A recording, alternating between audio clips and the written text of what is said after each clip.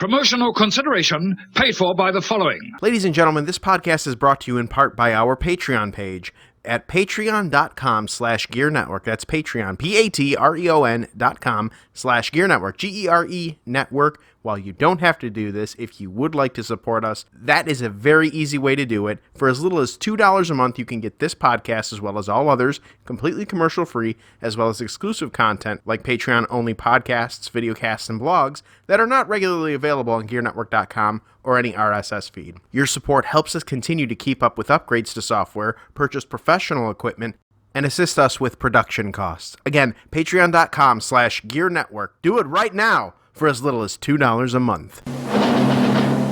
The following is a presentation of the Gear Radio Network.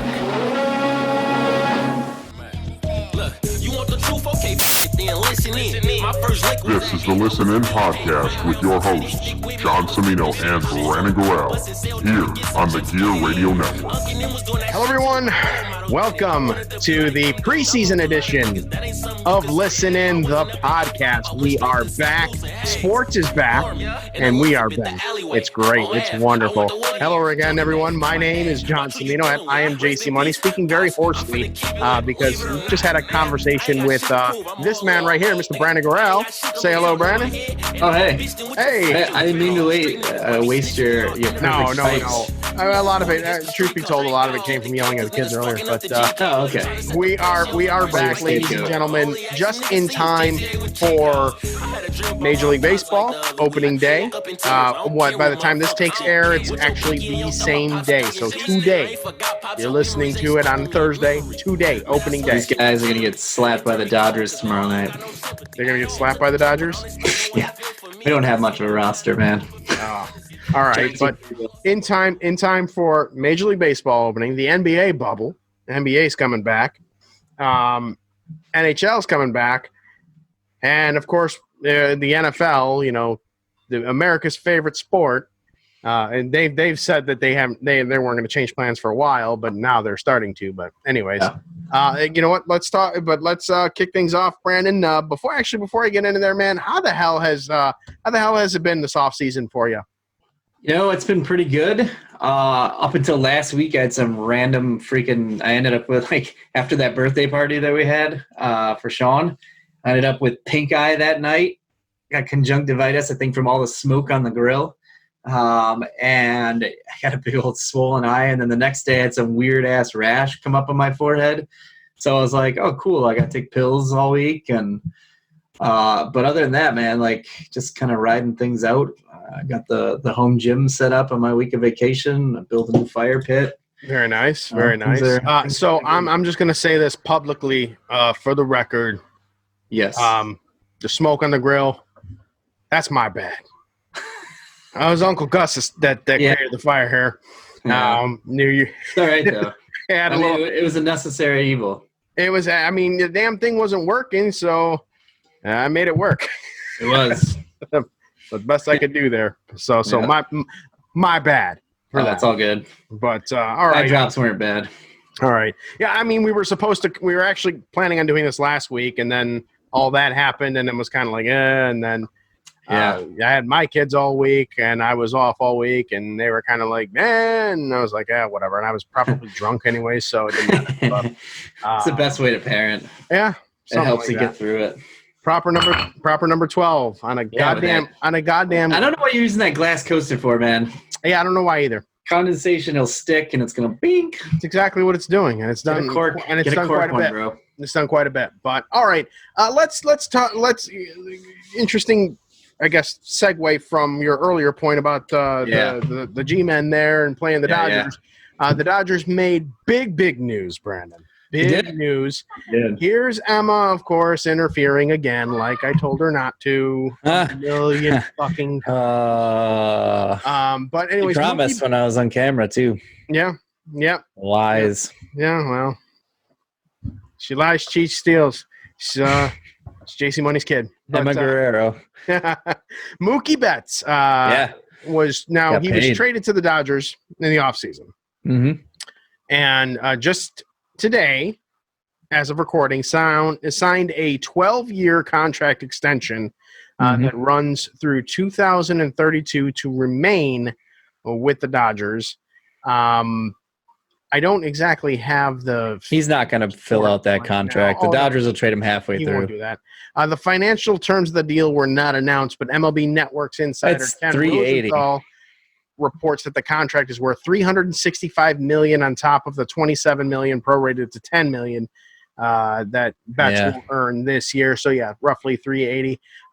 Brandon, I mean, I can't lie. I know you're a Giants guy, and Betts was on the Red Sox, but I really like Mookie Betts. Oh, I do too. I'm very happy for him in terms of that. In terms of the Dodgers and the Giants and that, what does this do for the Dodgers? The Giants are in rebuild mode anyway, so I'm not really even concerned. I mean, we just traded our. I feel like they've been in rebuild mode since their last World Series. Nah, man, we haven't been in rebuild mode. Like, they didn't even try to rebuild. We got a new GM, and we tried to reload a couple times. After our last World Series, we did get to the playoffs. We lost that real tough nail biter to the Cubs the year that they finally won the World Series. But it seemed like every year after that we were losing guys, and Bochy retired, and we got a new GM, and he's rebuilding the organization. We got a new head coach finally after Boch retired. But, a lot of the old guard is gone. I mean, we've still got, Crawford. I mean, yeah, we've got Pablo Sandoval, but he's a backup. We brought back Hunter Pence again, just kind of ride out his career. Buster Posey's taking the year off. He just doesn't feel safe. He had newborn twins that were born premature. So, it makes no sense for him to go out and risk that. They're in rebuild mode. The Dodgers, they keep loading up every year, and for some reason they cannot win a World Series. Whether it was Mattingly's poor managing, whether it was Dave Roberts' poor managing, they've got literally no excuses. They've got a short season now. They're full roster. The only person they're going to be missing because they opted out was David Price, but he wasn't there anyways. Right. So it's not like they're missing him. Right. They add Mookie Betts. The other thing I think of with the Dodgers, though, is they've got a 1 to 2 year window right now to try to win a World Series. Kershaw's getting up there in age. He does not have a lot of years left on the arm. He's already starting to decline. You're seeing it. He's been getting injured more often. It's funny you mentioned that. Under normal NL rules circumstances, I would completely agree with you. But now in this shortened season, NL and AL, I mean, the DH rule is universal now. So but should add a little bit more to him. He doesn't. I feel he doesn't even try to hit when he goes up there. So I'm not saying that he's going to lose anything because of or gain anything because he's DHing now. What I'm talking mostly about though is they've got this huge deal that they just gave to Betts. Kershaw takes up a lot of money. Jensen takes up a lot of money. They have guys that are coming due. Max Muncy is going to be due. Cody Bellinger is going to be due. Corey Seager is going to be due. Justin Turner is going to be due. Jock Peterson's going to be due. Like, those guys are all going to be due very soon within the next year or two. Some of them are expiring at the end of this season. So they're going to be looking for new deals starting next year. The Dodgers are already, and they're on the hook for the next 2 years of after this one of David Price's contract too, which is $31 million a year. So the Dodgers, they really, if they miss this opportunity this year, they legit probably have next year and their window is going to shut, and they will probably have spent more money than any other team without winning a World Series.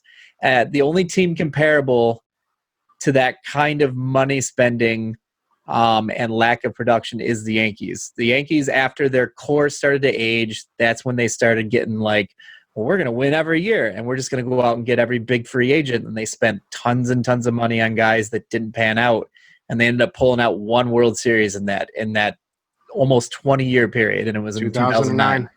2009 was the 1 year that they got one, but yet they've been like at the top or near the top of highest payroll until the last couple of years when they finally said, hey, maybe we'll just use the guys we have in our farm system instead of trade them all and get aging talent. So, they're finally, back on the right the right track, but the Dodgers have picked up where they are. They grabbed the baton from them, and now we're like, okay, we spent a shit ton of money. We got close. We lost in the NLCS. The year before, they lost in the World Series. The year before that, they lost in the World Series too. Yeah, they lost 2 years in a row in the World Series. Lost to Boston and Houston. And then last year, they lose badly to the Washington Nationals, and the Nationals go on and win the World Series.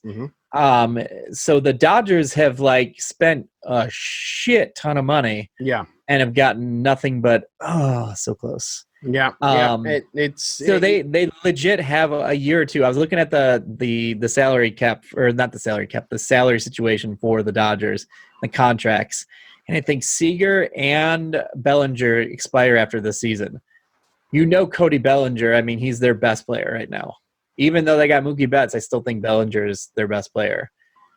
He's up for a contract. Matt Muncy will be in 2021. He's got through. Justin Turner, I think, is at the end of this season. He's going to need a new contract.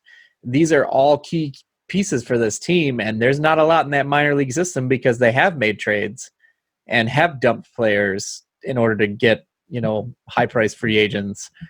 Honestly, they have to win this year. So there's a lot of pressure on LA, not only because of the small schedule and everything like that, but the fact that they're spending a lot of money, and they're going to have to spend even more to keep a lot of these guys, or they're going to lose these guys. And this team is either going to deteriorate, or they're going to spend like moon money. I absolutely agree with you there. And being the resident Yankee fan of the bunch, I mean, you're absolutely right. They spent just an absurd amount of money, especially when you consider, I mean, even before the core four started aging, it was even, from really after Paul O'Neill retired was when, was when they were doing the whole, bringing in Gary Sheffield and bringing in Randy Johnson and bringing in, all the way through until they got CeCe Sabathia and Mark Teixeira and just Rodriguez. I mean, just Rodriguez, the amount of guys that they paid. They paid all those guys and have one World Series to show for it. And to your point, now the Yankees are good now because they haven't got over the hump yet. You're right. They kind of got a little bit of that. Like, they still got a mix. Like, they went out and they spent all that money on Stanton, and he hasn't really panned out because he hasn't been able to stay healthy. So, I mean, they do go after some guys. They got some old guys off of there, and that's kind of what they used to do, when they would sign guys like Scott Brocious off the pile and have them come play, or Chuck Knobloch come off the pile and play. They would get role players that would come in and do something to add to the core of Williams, Posada, Jeter, and even Paul O'Neill to an extent, because he was, kind of a stalwart during those title runs. So, and with Pettit and Mariano, those guys that they were like, okay, these guys are our guys, we're going to build around them. Yankees are doing that to a degree when they get guys like LeMahieu, and they add, what's his face? Gosh. Oh, geez, I can't remember his name now. The outfielder that you guys added for depth. I don't remember. I don't remember his name. I'm spacing right now. I'm gonna kick myself for not remembering it, but I know who you're talking about. And again, the Yankees have a lot of pressure on them this year to win too. I mean, they've got Garrett Cole's big contract. They bring him in and spend a lot of money on him to get the rotation up and going. Their bullpen is still very solid. Bullpen's very solid. That's probably the strong point of their team, other than their lineup. I mean, their lineup's really good. And I think for a shortened 60-game season, that definitely benefits them, because they can. They're not. It's not a 162-game season where you're burning your starters out pretty much by the time the playoffs run. Like, that's less than half the season. That your starters will be playing. So the bullpens shouldn't be used as much as it would be over the course of a regular 162-game season. So it's going to be interesting. I think this whole 60-game season is an interesting one, and it's an interesting concept. It's going to produce some very interesting results. I think so. What what are your thoughts, though, on the presentation of baseball? You know, you've seen the games. They've got the piped-in, crowd noise, which gives the television feel. It does But, not. I mean, It's so low. Like you can barely hear anything. Well, yes, it is. But I think it's a supposed to be nuisance and more they for shouldn't the do in anything. between the pitches thing. I'm not too bothered by that. I was watching the Giants game and I saw Yastrzemski hit a home run and they're calling it and I just hear you hear the shot and it goes and you hear tsh, and you hear Yeah, okay. And I'm like, wow. Right now, what happens to be there on is TV, no rise to that. What happens to be on the big screen right over here, opposite my desk, they have the World Series Game 7 with the Cubs. Yeah. And it's crazy. The Cubs and the Indians, and it's just crazy seeing so many fans in the stands, and just it's going crazy when the Cubs were doing whatever they were doing, and then you go from there to seeing, the Mets play the Yankees last Saturday or last Sunday, and there were cardboard pictures of cutouts, fans. Yeah, like pictures in the background. It was so silly. And Yankee Stadium didn't have anybody in there. They didn't do the cardboard cutout things. But, this season is weird. So I guess the next question I have is, do you think at the end of the day, it's going to be worth baseball coming back, or really any sport coming back in the midst of this COVID-19 pandemic? I don't know. So baseball's tricky to me because baseball's a 162 game season and they're cutting it down to 60 and then playoffs. You cut 102 games out of the schedule. How can you really say that a champion was the champion at the end of the season? Like, they didn't have to go through what other champions went through. They didn't have to go through the 162-game grind where they lose guys for, an extended period of time, or they're worn down by the end of the season. Like, they're just going to be getting warmed up. This is not even going to be the All-Star break point when they're playing the World Series. So baseball I'm not sure. Basketball and hockey, they were like almost at the end of their regular season. And like there was like 12 more games left in the NHL season before it got called for COVID. So we were going to miss the 12 games plus the playoffs. So the NHL, I think, did the right thing by doing the 12-team. So adding 4 teams, you reward the top 4 by, making because typically you would just do the 8 and then you would be like, okay, 1 plays versus, the 3 to start while you have the wild cards playing. You have the wild cards, but now they're like actually rewarding those teams, but they're going to have an extra round of playoffs where you're going to have a round robin of 5 for those 4 teams, but they're going to be playing the next best 4 teams in each conference. So you're going to get right into the playoffs with NHL. Same thing with basketball. Basketball is going to have that play-in a little bit, and then the top seeds are all going to be pretty much set for 1 through 6, and they're going to do a play-in for the last 2. And then they're going to go to the playoffs. So it's going to be very short little regular season finish up and then playoffs. Baseball is trying to start like they're on day 1, but they're missing 102 games. Like that's more than half the season gone. And I just think that they should have just canned the baseball season entirely for 2020, because I'm kind of that mindset as well, that they should have, especially when you give the players options to opt out. Like right. Mike Trout finally said he's going to play. Up until recently, he wasn't sure. Buster Posey opted out. There's somebody from Colorado opted out. David Price opted out. I don't know. And then you're going to have a 60-game season, and then you're going to have teams winning the World Series. But did you really win the World Series? I mean, I don't know. I just don't feel right. Like if they missed 20 games, 30 games, fine. But 102, if you're missing more than half your season, I mean, you should just call it. I mean, I don't understand how they're going to do it. I mean, I don't care about the no fans thing. Yeah, it sucks. It's nice. It's nice for TV when you're watching a game and you could hear the roar of the crowd and people going crazy and chanting for the things. But fans are stupid anyways. Like you're gonna hear boos all the time for dumb shit at Yankee Stadium. Yeah. You're gonna hear Boston fans booing every time a Yankee even like walks into the stadium. You're gonna hear everyone in the world booing Houston when they're going there. I saw some stupid article like, "Well, what the baseball season's missing when you can't boo the Houston Astros this season." I'm like, who gives a shit? Right. We all know, and they're gonna get beaned and whatever. It doesn't matter. The fans already happening. Don't fucking matter. It's already happening. They're getting beaned. It's fine. Like they're still gonna win their division. They're gonna be in the playoff race. And I do feel one. Dusty Baker is going to get them Astros to play without having to. Oh yeah, Dusty Baker gets everybody to play. So I'm not even worried about Houston there with that. Be fine.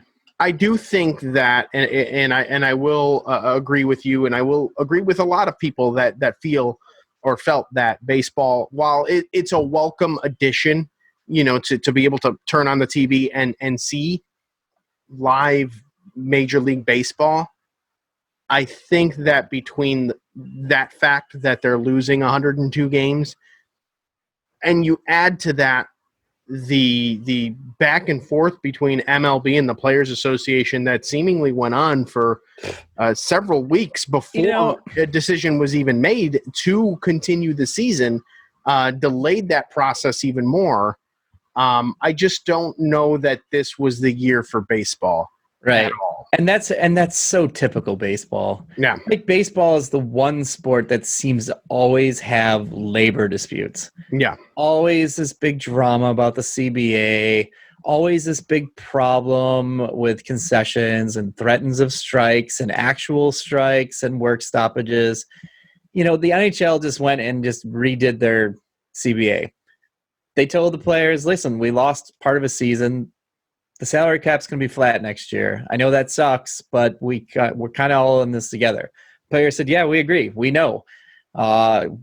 We can't expect that we're going to get more, and it's going to grow, slightly each year, and then they're going to reevaluate it after year 3 or after year 2 being back to kind of say, okay, maybe it'll go up more than the projected amount because revenues have been back and they've returned and they've gone higher than we expected. When sports returns to its normal play. Basketball is like they have a little bit of a whisper for a little while and then it gets figured out. Football, it's always, the cock waving fight for a little bit, but they always figure it out. Baseball always has a problem no matter what they're negotiating, whether it's the CBA or the length of the season or how people are going to be paid. It's just ridiculous. That shit annoyed the crap out of me. And that's another reason I'm kind of like, I don't really care. I'll watch because it's baseball, but at the same time, I'm like, you guys are bitches. I'm very much on that same page there. I'll watch it because it's baseball, but you're absolutely right. That baseball does more to sour their own look and alienate their fans than any other sport. The best improvement this sport could make is a salary cap. Yeah, absolutely. They can charge less for people to come to the ballpark. When Alex Rodriguez of all people who completely benefited with not having a salary cap says, we should probably have a salary cap in baseball. And then the MLB mafia came after him and he was like, I didn't really mean that. I mean, I was kind of like in a structure and I didn't mean salary cap. Yeah, whatever. They need a salary cap. I guarantee you. They had J-Lo tied up in a remote place. The entire sport of baseball will change for the better if a salary cap was implemented. It will. Really quickly, moving off of the baseball topic, we talked about the NBA returning, and I don't have a whole lot, in terms of NBA or the NHL. They're doing well with the testing in the bubble. Like they had players test positive. 0 players tested positive. Ones who tested prior to going didn't even show up, and they gave them their reprieve. They're able to work out at home. For all the hoopla made about the NFL all the time, and the drama with the MLB. God dang, I can't help but feel like the NBA just is a very progressive league. They more often than not, they get it right, and I feel like they got it right with this bubble. They did, and I feel like they're failing in only one area. They need to kind of come clean about this whole, ties to China shit. Like, there's some bad shit happening in China, and they're just kind of like, well, social justice really only matters here in America to us. Don't ask us about China. Bye. Okay. Like, you have a player that speaks out against it, and then they're like immediately have to retract it, and like the commissioner's coming for them, and yeah. like, Well, it's all money. It's money. It's all money. But they can make plenty of money here. Like, they don't have to go to China for it. Yep. I don't disagree. It is, but it's a great league. It's fun. They've got stars. Not a huge fan of like the super teams. 1 second. Yes, you're interrupting. What do you need? You're actually on the air right now. What do you need? I'm thirsty, but I think I can get a good one. Yeah, I think you can get a drink yourself. That is like the 5th time I told her. No lie. No, whether it's this or the JC Money Show, she's an unofficial co-host of the JC Money Show because she just shows up. she's like the Kramer. She's the guy on the couch. Get out of here now. She's the guy on the couch and Half Baked. Just wakes up in the middle of the movie. Moving on to the only other topic that I have, hockey right here. No, the NFL, because there have been. I like to talk about the New York Jets as a fan. However, so hard right now. However, hard to admit. It is very, very hard. Now, I've been, for many, many years, Brandon, I have been hoping for and wanting the Johnson family to sell the team because they have done a very porous job, especially in the past 10 years, of running that organization. They're very fastly becoming the Dolans of the only other worst owner in the NFL, in my opinion, is Dan Snyder. And that's just me telling it like it article. Is. What's that? That Washington Post article. Whew. Yeah. Oh yeah. Didn't help the cause there. Yeah. No, he got wind of it and he was like, you know what? I think it's time for a name change. Yeah. I think it's finally time. Pretty much there. But for those not, for those living in the NBA bubble, so to speak. Yeah. Woody Johnson is the U.S. ambassador for the United Kingdom in the Trump administration. Yeah. And a report came out from both the New York Times and CNN that Woody Johnson was trying to negotiate moving the British Open from where it normally is to a Trump-owned golf course. He's such a piece of shit. Somewhere. I don't remember exactly where that was. It's the one in Scotland. In Scotland, that's right. It's the one that's losing money hand over fist. So there was that, and then came reports of Woody Johnson and his, making racist remarks, sexist remarks, particularly with sounds like a good guy. African American. He fits right in that cabinet. Saying that something to the effect of, and correct me if I'm wrong, I don't exactly have it here right now. I could look it up, but it was something to the effect of black kids' fathers are always gone from the picture, or something to that effect. That there was tied into African American child. Yeah. Typically growing up in a single parent household. Yeah. Or it's the casual, like, oh, I got to speak at this Black History Month thing. Is this going to be an audience full of black people? Like, dude, really? Right. It's 2020, man. Like, in a statement that Ambassador Johnson put out there just earlier today, he wrote, "I have followed the ethical rules and requirements of my office at all times. These false claims of insensitive remarks and gender are totally inconsistent with my long-standing record and values." That is the only thing he wrote. Now, I'm speaking, I can't, honestly, I cannot speak to the political side of what he does. I smoke, can't. there's fire, man. I can't, and I won't. More's coming. Speaking as a Jets fan, it would be that is not enough for me as a fan to know that, okay, it seems very void of emotion, void of remorse, void of anything. It just was just like a blank generic statement. And I think that if he does not address this in a different way, very, very soon, this could have some serious ramifications for the New York Jets organization. And I'm not talking about just financially, because I'm sure you'll still get a bunch of, red hat wearing guys that will be like, oh, you know what? I like the New York Jets now. And let's buy their stuff. Maga, maga, maga. But, the majority of people are going to be like, whoa, I don't want to support this. I'm not going to support this financially if this is the way they're talking about people in a league where a large portion, 3/4 of the portion of the players are African American. The fan base, a large portion of the fan base is African American. I'd say a good portion of the fan base is African American. I'd say a larger portion of the fan base is white. No, I said a large portion of the. It's a large, but it's a more medium portion. I think it's a bigger portion of white people. Okay.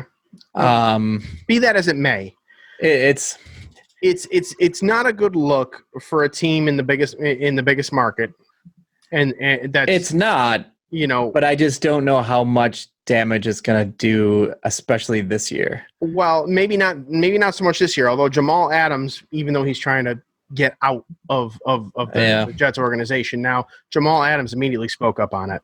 And that there's got to be more people in that locker room that are like, yo, is this what the boss man really thinks and really feels? Like, is this going to alienate players from wanting to come and sign with this team?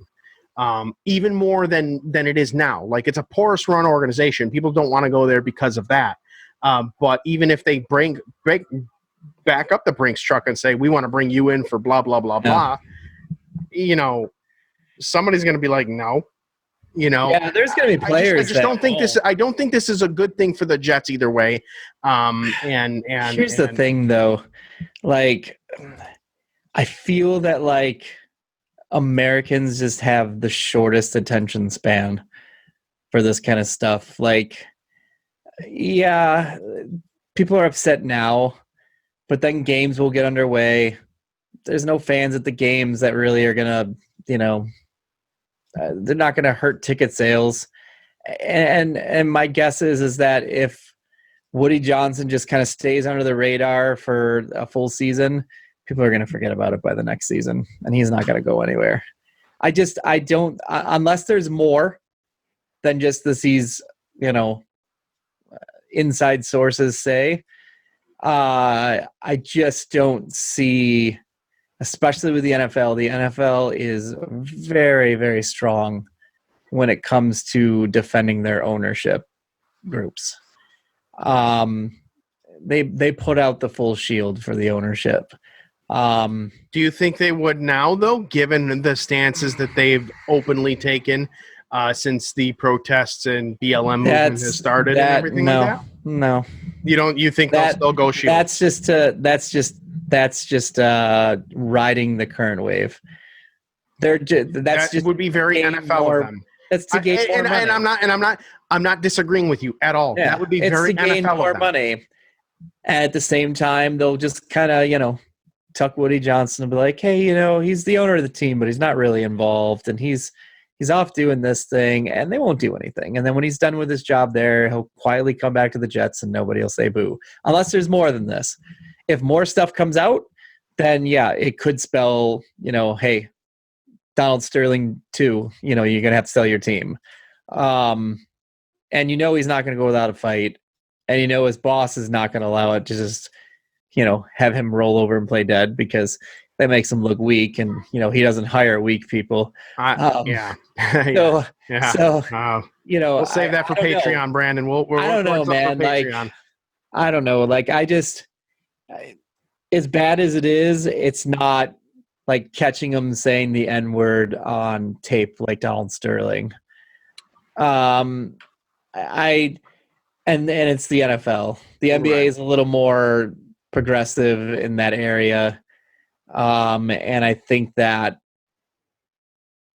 he'll be able to. You think it's going to be much? I think he's going to skate. Nothing. If there's not more than just what came out today, if there's nothing more to follow up with this, it will die down, and it'll just go away. It'll just get brushed away in the news cycle. It's being, and it's sad, being but that's who I am and what I believe in, and my personal, my personal beliefs and fundamentals and that it doesn't jive with what I stand for. I get that. I'm hoping that there is no more than this. But for someone like me, I've been a fan of this team for 39 years, almost 40 years. I remember, but I grew up as a fan of the team when they were owned by the Hess family. Yeah. There was none of this crap with the Hess family. No. I think they're counting on there being less of you in their fan base. They're going to do the research. They'll do the research. They'll check the demographics. Probably. And they'll make decisions based on that. But I just had to say this is the NFL, man. Right. Like the NFL always finds a way out of controversy. Always finds a way out. They did it with the Ray Rice thing, man. Like that was one of the most embarrassing moments ever in the NFL. They were popping guys for weed or DWIs, no problem. You're done. Like automatic suspension. But this dude is on video punching out his girl. And they waited until like the public outcry was so freaking loud. And then they played this bullshit thing like, well, we didn't actually see the security footage until later. And we didn't know how bad it was. Bullshit. All you had to do was turn on ESPN once. Yeah. And you would find it. Yeah. Like it was not hard to find this bullshit where we didn't have the actual surveillance footage. Well, everyone else did. Yeah. But the NFL skated. Yeah. They finally made their decision, and then they, did this whole like, domestic violence awareness and do jerseys with the domestic violence ribbons and, and make more money off of it. And then all of a sudden you don't hear about it anymore. Right. Colin Kaepernick, his name comes up, but they don't do anything about it. Right. And then they play games because they know it hurts their fan base. Right. By him being there. And this is just another one of those things. They're going to look at the risk mitigation, and they're going to look to see how many John Ciminos are in their fan base that are going to stop being Jets fans. They're going to find out that it's probably going to be pretty low. And he's going to just kind of be behind the scenes. Nobody's going to talk about him. You won't hear about him. Mm. He's going to do his ambassador role until January next year. And then he'll probably be done. And then he'll just, quietly just kind of hang out until everything dies down. And then following season, he'll be back full. I will say, and that's if there is nothing more. I will put this out there.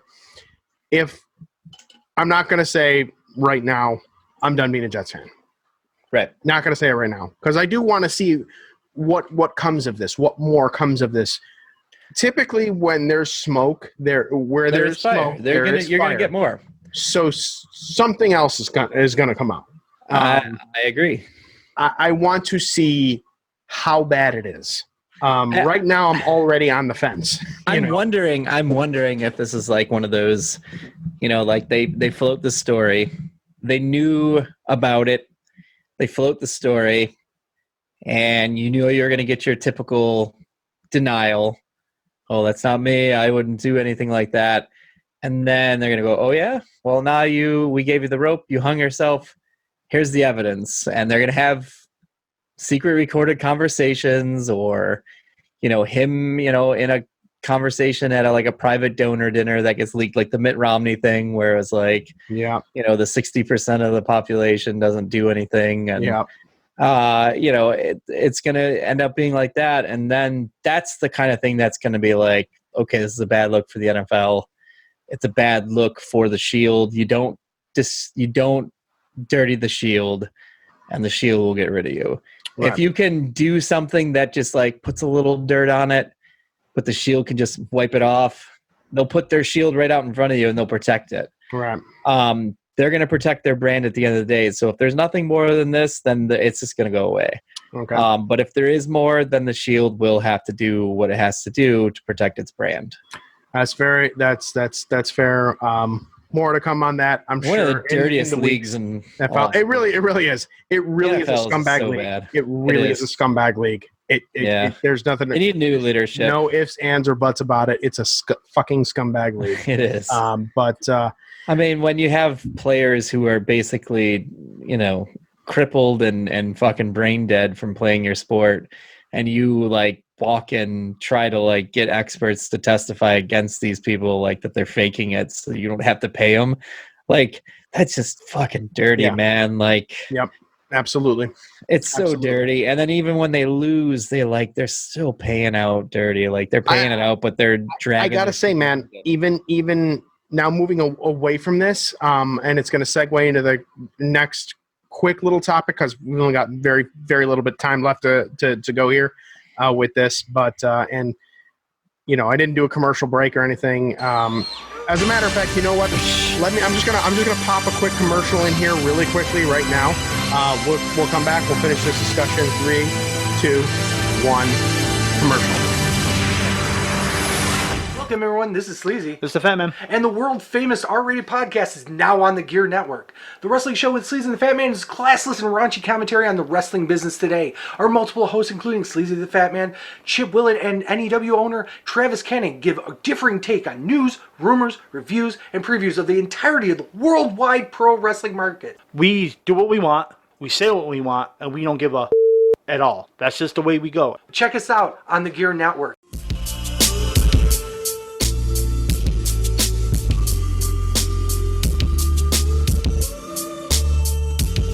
All right, we're back. Picking up where I left off there. Good commercial. Yeah. Well, it was super quick for us, but for the folks listening on Apple Podcasts and all that, you got some commercials there. The NFL, the way that they're handling everything in terms of returning to work, so to speak, during COVID. Yeah. The NBA, I had mentioned earlier in the podcast, the NBA, I feel, did it right with the bubble. The NFL's not in a bubble. Now, they're going to be doing in one, too. They're going to be doing testing and all that stuff. And they went to Canada. Well, the NHL did it even better. Yeah. They get 2 hub cities for the Eastern Conference and the Western Conference, and they're both in Canada because Canada's cases are under control. Right. They're handling it responsibly in Canada. Right. So they moved it all to Canada. But if you look at the map of the United States and how that looks, it looks awful. It looks like the Verizon coverage. The Verizon signal map. But there are now a ton of states that are going to require quarantining. To come into their states, and New York aside, I mean there are other places that are going to be doing that eventually. And just as recently as a couple of days ago, I believe there was some 60 or 70 people from the NFL, players and personnel, that tested positive for coronavirus. Right. They've already canceled the preseason. Yep. They're really gung ho about about playing the full season, and I'm sure we'll get some kind of season out of them. The NFL is releasing now that if you're going to an NFL game this season, you have to wear a mask.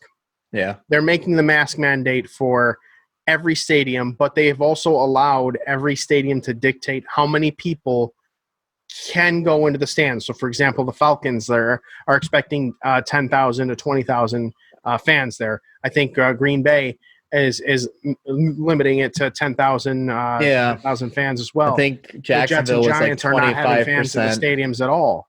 Yeah. That I mean, it's because New York and New Jersey are like, no. Yep. So they're not We've having seen the badness of this thing and we've conquered it. We're not going to go ahead and reverse course. Right. So if the NFL fans want to go to a game at all, they have to wear a mask. If you're an anti-mask person, I don't know, man. I don't know that the NFL. If you're an anti-mask person, you're going to be really disappointed during the anthem. That's true. That is very true. That's going to be double angry. Well, so I won't be going to any Jets games anytime soon, but who knows? Maybe I'll put one on. There we go. Just for you anti-maskers here. Huh? Is that a Jets mask? No, it is not a Jets mask. I do see those popping up. 2 Dave Matthews Band ones. Yeah. There we go. I've got my mask on for you anti-maskers there. So, but yep, you got to wear one of these if you want to go to the NFL, any NFL game this season. For honestly, like if we get a vaccine that's going to be ready for mass consumption by Christmas, because all indications are that these trials have gone really well. And they're producing immunity strengths that could be up to multiple months, like 3 months. And that's to get through basically the main cold and flu season. And if you can have less people to have it during the cold and flu season, the less time it's going to last. The flu just doesn't magically go away in summertime. It's still there. It just has not spread because it's kind of run its course through people, whether it's gone from, people taking the actual antibody for it or the vaccine for it, or the people who have already gotten the flu, they don't get the same strain of flu again. So that strain of flu is there. It's done. I have a feeling that if this is something that can be mass consumed by Christmas, I have a feeling, because I know how this country works, I feel like rich and well-connected, including NFL football players, are going to be able to get access to it before people can. And I think that's going to help make the season safer for people. And then you start getting the mass vaccinations going out around December. You can have full stadiums by playoffs, and you can have a full Super Bowl, and you have everything, by January, everyone's like, okay, December was like 100 million doses, and, January is 100 million doses, and we've covered 2/3 of the population. And then the anti-vaxxers will just die out. And then we should be good to go for everything else, getting back on track. So I don't know if we're doing trials in July, we're doing human trials right now. Those trials typically last 6 weeks, but they've been really they've been shortening the periods, and they've been fast tracking everything, and they've gotten buy-in from the FDA, and other countries have gotten buy-in to, shorten these trials, shorten these experimental periods to get something out there. As long as it doesn't prove harmful, they're going to get it out there fast. And if we're talking about this in July, I can't see why at least a small sect of the population is going to be able to get it before December. So saying October, November, and then readily available to the mass public by December. I think with this, we just purchased $100 million contract with Pfizer. The government did with their vaccine. There's this UK vaccine out there too that has had really good results in humans so far. We have a ton of people that have signed up for the clinical trials here in the United States. I think the last count was 60,000 people have signed up nationwide to be part of the clinical trials on this vaccine. So I think that the NFL will get more back to normal. I think they'll start maybe even late. They may cut down the season by 3 or 4 games. If that buys them time into like October, where they have a small amount of time where they have to go without a vaccine, and then there's a vaccine, and then, you know, a lot of those fears are alleviated. I because really they've been hope vaccinated. not for the sake of sports, but for the sake of where we are as a nation and as a world, that you We're are just so correct. fucking dumb. That We're so fucking dumb. Yeah. Something as simple as wearing a fucking mask has been turned into a political thing, and then you have to die on that hill. I don't understand It's a piece that. of cloth. It goes over your face. Japanese citizens have been doing the mask thing China for they've all been eons. doing it. Every time fucking any kind of airborne virus happens, bird flu, anything, you always see the fucking pictures on TV. Mm-hmm. Chinese citizens are all wearing masks. Mm-hmm. And bird flu doesn't last 20 years. Right. It doesn't last a full year. It goes through the season and it's done because the people fucking got rid of it. Right. Like, we're here. This is the first real pandemic we've had since AIDS. But AIDS was something you got, like, it was a virus, but you had a certain way you can get it. You couldn't just get it from going to the store. Right. You had to get it through sharing a needle, doing drugs, or you had to get it during intercourse fluids during sex. Mm-hmm.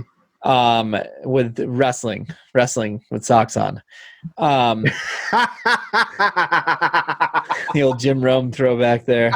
Wrestling with socks on. I forgot about that reference. But I mean, we are like, what? We're 5 months into this thing. 4 months since like things shut down. And like, we have a few states that have like gone down and like have stayed flat. And then we have a bunch of states that are just like going the opposite way. And I don't understand it. Like, and it's based off of simple shit. And they're like, well, there's not really any science behind wearing a mask. Okay, well, you don't really need the science. Just take a look outside. Look at New Yorkers. New Yorkers are wearing masks by and large. Look at New York's numbers. Bro, I just put one on in this podcast. I know. I have 3 of them, and you know what? I don't hate wearing them.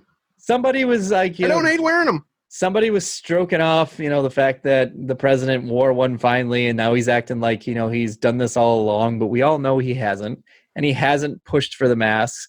And it's like, well, he's a little late to the party. He's like 4 months late on this, and they're like, 4 months? Oh, well, Dr. Fauci said back 4 months ago, and I'm like, yeah, but you know what? He didn't say that we needed to panic and have a mask mandate, but he did say that wearing one because of the PPE shortage is not a bad idea. Mm-hmm. But we have the PPE shortage. Going out and buying all the masks so that you can go out is going to hurt the medical professionals because we'll have a shortage. Right. So it came up with, okay, wear a covering of some sort. I've been wearing a mask since like the end of February. Mm-hmm. I was wearing a mask in snow. Okay. It's now fucking like 90 degrees every day, it seems like. I've been wearing them every day since then, anywhere I go.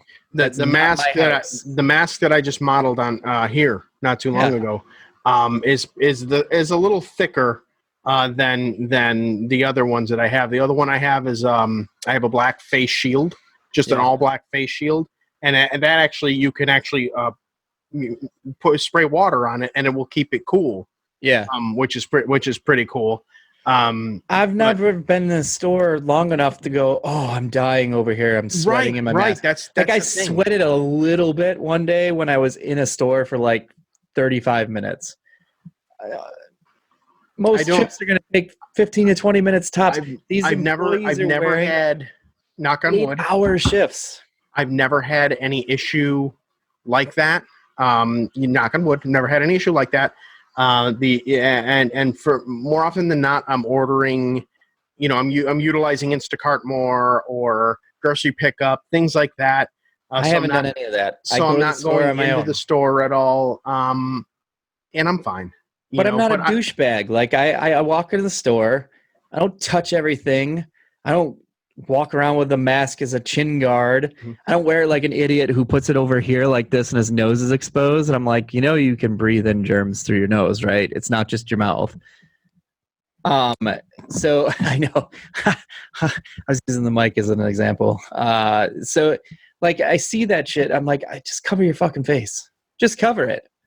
It's not that hard. I'm walking to the store, no problem. I've been doing it since February.